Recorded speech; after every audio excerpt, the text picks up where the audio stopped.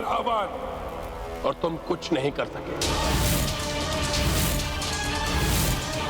प्रतीत होता है कि अपनी अर्धांगिनी के साथ अपना विवेक भी खो चुके हो तुम। भैया राम ने अपनी आज्ञा से मेरे हाथ बांध दिए हैं, अन्यथा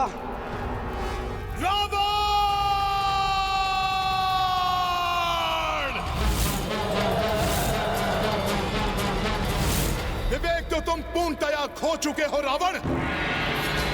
जब तुम्हारे पराक्रमी पुत्र अक्ष कुमार का वध हुआ,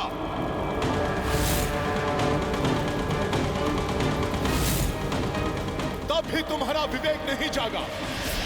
तुम्हारी सोने की लंका भस्म हो गई, फिर भी तुम विवेकहीन बने रहे रावण।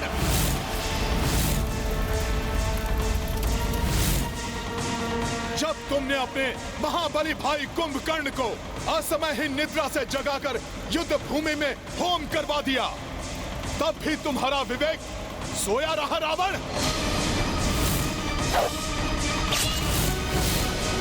मेघनाथ, महिरावण सहित एक एक करके तुम्हारे हर योद्धा तुम्हारे अहंकार की बलि चढ़ते चले गए, फिर भी तुम विवेक शून्य ही रहे। महाज्ञानी रावण,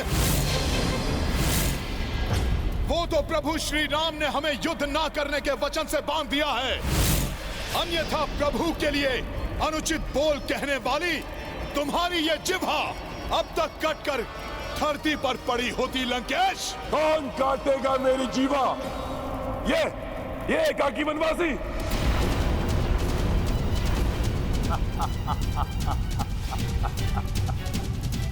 यदि सत्य नहीं इसने तुम सबको युद्ध में न उतरने की आज्ञा दी है, तो इससे बड़ा मूर्ख और कोई नहीं हो सकता।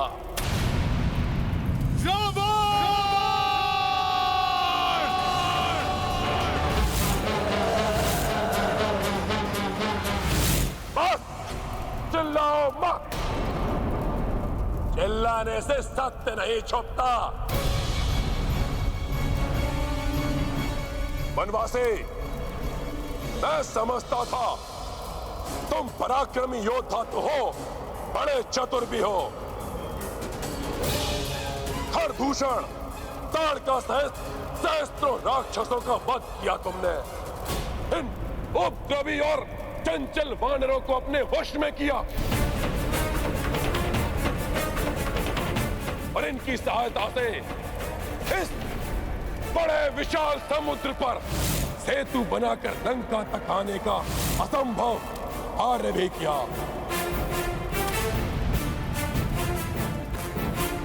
परंतु अकस्मात ही तुम्हारी बुद्धि को क्या हो गया, तो सबको मना करके एकाकी ही युद्ध में चले आए।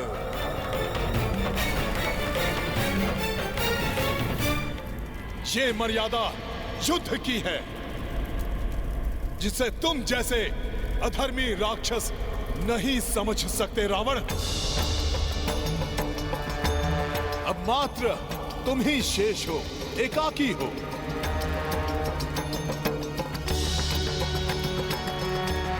इसलिए प्रभु श्री राम भी एकाकी ही तुम्हारा सामना करेंगे रावण।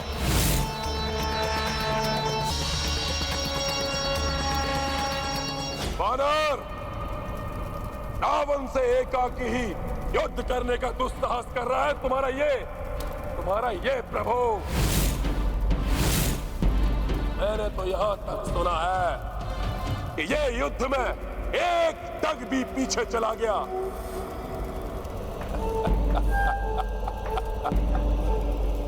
तो ये अपनी हार स्वीकार कर लेगा। तुमने सत्य सुना है रावण। मैं पुनः घोषणा करता कि यदि इस युद्ध में मेरे पांव तनिक भी पीछे हटे या मेरी सेना में से किसी ने शस्त्र भी उठाया, तो ये रघुवंशी राम उसी क्षण अपनी पराजय स्वीकार कर लेगा।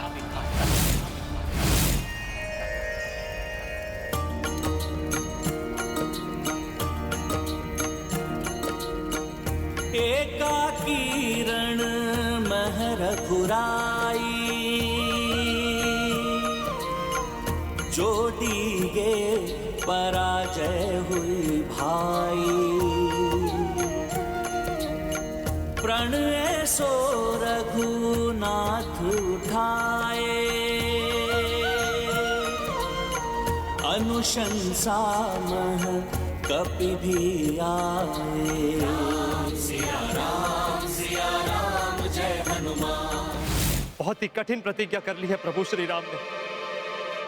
हाँ देवराज, प्रभु श्री राम के शौर्य पे तो विश्वास है हमें, किंतु रावण तारा देवी की सुरक्षा में है। हाँ बलदेव, और माता तारा देवी के सुरक्षा कवच को भेदना असंभव है।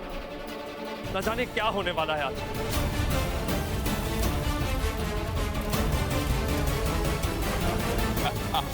बावला हो गया है ये बनवासी, स्वयं ही मृत्यु के मुख में जाना चाहता है।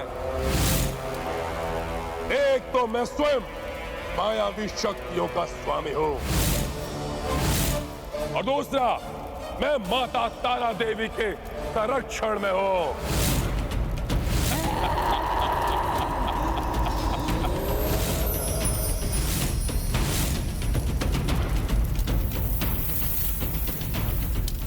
उस रावण से एकाकी लड़ने का तो साहस कर रहे हो तुम।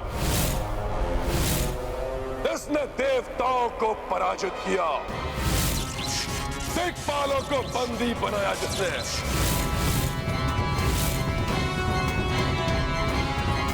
ग्रह नक्षत्रों को अपने इच्छानुसार नचाया, कुबेर से छीनी हुई स्वर्ण नगरी लंका जिसके पास है, देवताओं से छीने हुए अस्त्र शस्त्र जिसके पास है,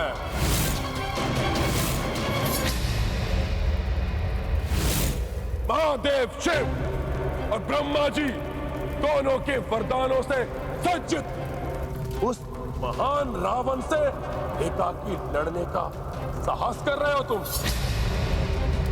ऐसा कौन सा बल, ऐसी कौन सी शक्ति, ऐसा क्या है तुम्हारे पास जो तुम रावण से युद्ध करने का साहस कर रहे हो? बोलो, क्या है तुम्हारे पास?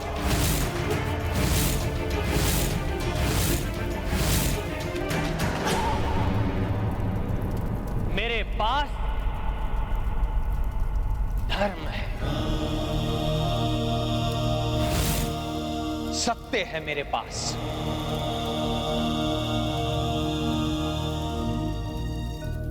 जिसका बल तुम्हारे वरदानों और तुम्हारी धन संपदा से अधिक है, और जिन सीता का तुम छल से हरण करके लाए और यहां लंका में बंदी बनाकर रखा, वो भी मेरे ही पास है, मेरे हृदय में। किंतु तुम्हारे पास कौन है? ना पुत्र, ना बंधु बांधव, ना मित्र, और ना ही कोई संबंधी। यहां तक कि तुम्हारे शेष परिजन भी तुम्हारे साथ नहीं है रावण। अधर्म कितना भी बलशाली हो, कितनी भी शक्तियां, कितनी भी सेना एकत्रित कर ले, किंतु जब उसके पाप कर्म उसे पतन की ओर लेकर जाते हैं, तो उसके अपने भी साथ छोड़कर चले जाते हैं।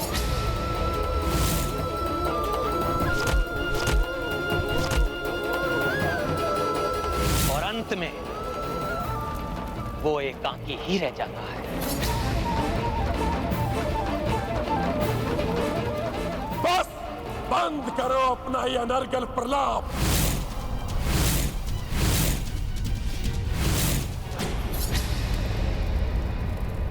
मैं यहां वाक्य युद्ध नहीं, युद्ध करने आया हूं। और अब मेरे अस्त्र शस्त्र बोलेंगे, तेरी जीवा नहीं। वाह!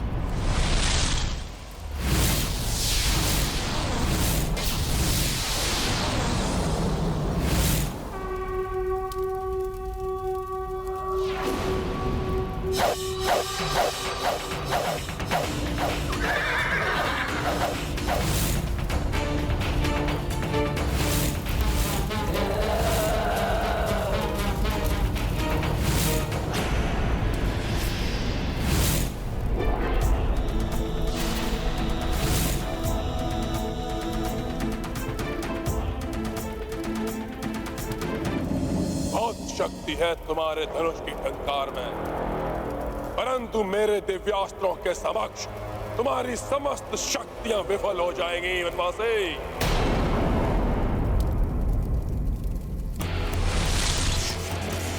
दिव्यास्त्रों, तुम्हारे उपयोग का समय आ गया है। रावण के समक्ष प्रस्तुत हो।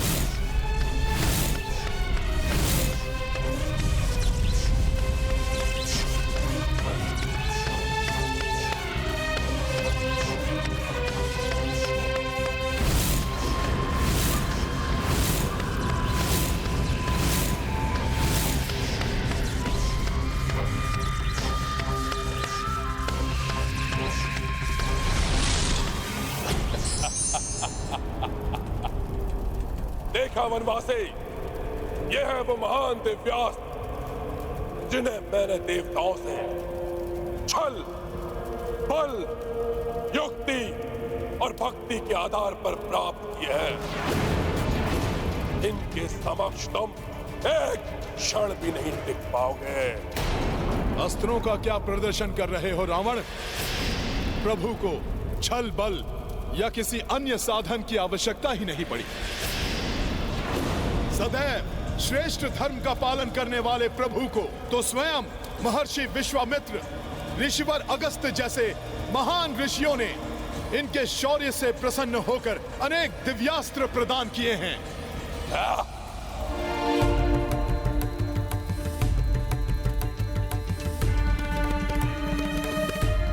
ऋषि मुनियों द्वारा प्रदत्त दिव्यास्त्रों, आज मुझे आपकी आवश्यकता है।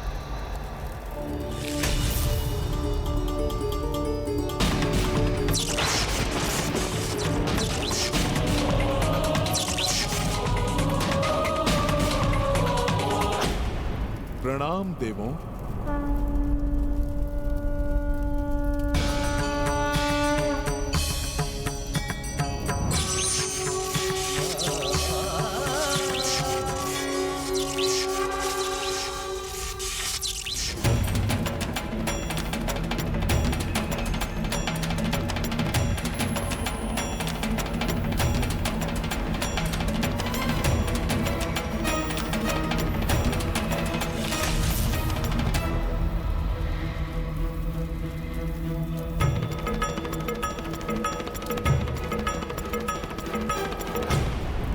प्रभु ने तो अपने अस्त्रों का आवाहन भी आदर के साथ किया है,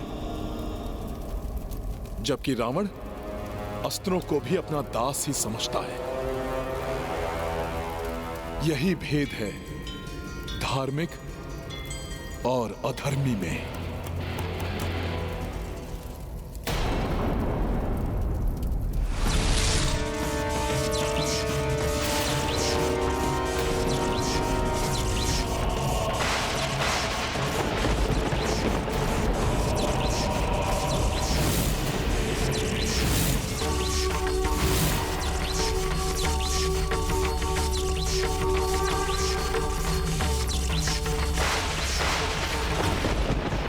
ऐसी विडंबना ही है।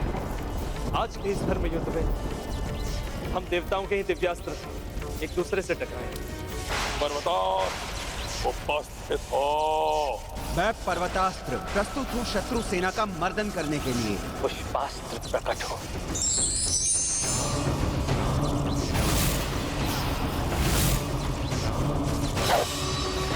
मैं पुष्पास्त्र पुष्प वर्षा करने के लिए प्रस्तुत हूँ। ऐसा विचित्र व्यवहार क्यों कर रहा है ये वनवासी? हे रणभूमि, हे धरती माता, रघुवंशी महाराज दशरथ का पुत्र मैं राम आपको नमन करता हूं।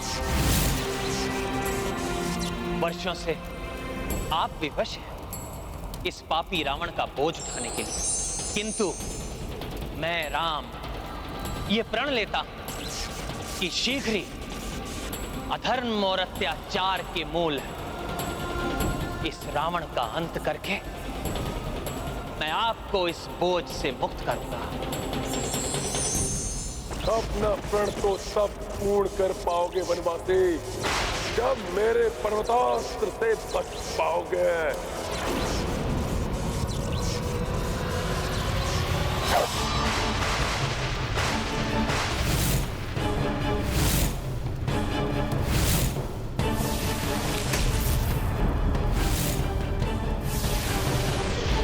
मेरे प्रथमास्त्र से ही तुम सबकी इसी रणभूमि में समाधि बन जाएगी।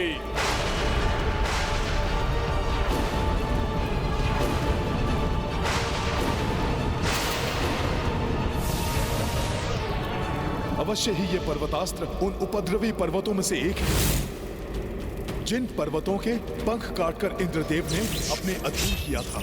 इस महाविशाल पर्वत को विफल करने में इंद्रदेव का वज्र ही सक्षम होगा।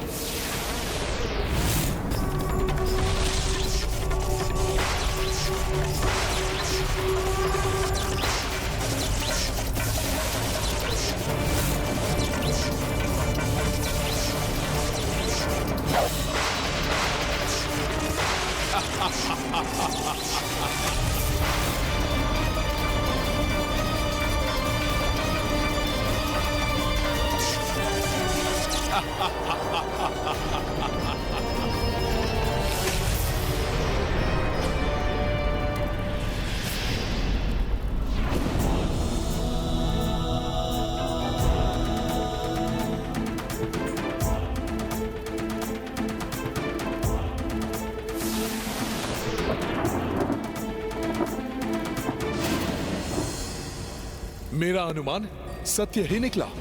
प्रभु ने इंद्रास्त्र के विरुद्ध इंद्रास्त्र का ही आवाहन किया है। जय श्री राम! जय श्री राम!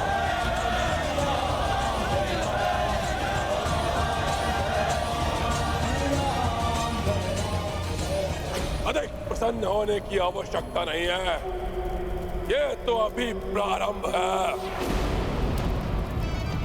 रावण और भी अधिक भयानक दिव्यास्त्रों का स्वामी है, जो क्षण भर में तुम सबको यमलोक भेजने की क्षमता रखते हैं। रावणवासी, रावण सर्वप्रथम तुम्हें ही यमलोक भेजेगा।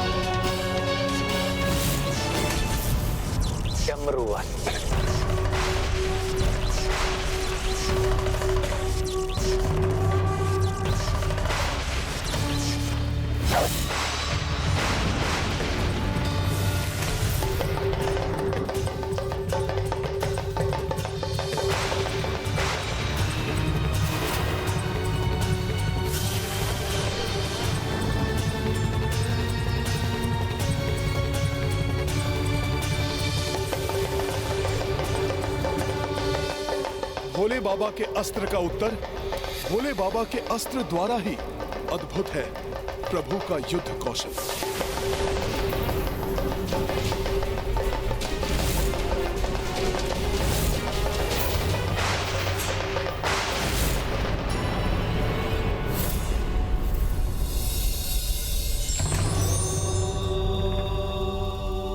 मेरे महान दिव्यास्त्रों को सफल करने वाले वनवासी, अब मैं ऐसे दिव्यास्त्रों का उपयोग करूंगा कि जिन्हें असफल करना तुम्हारे बस में नहीं है, जो तुम्हें तुम्हारी इस वानर सेना के साथ क्षण भर में नष्ट कर देगा।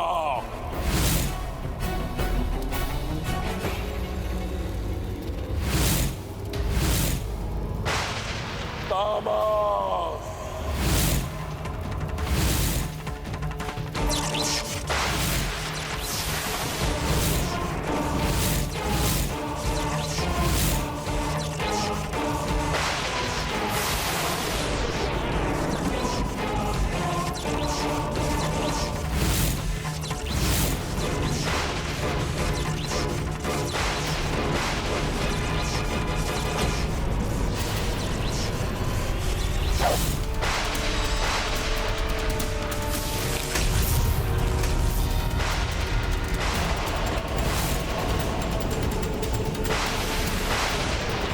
तीन देवताओं की शक्ति से निर्मित ये तामास्त्र महाविनाश मचा सकता है।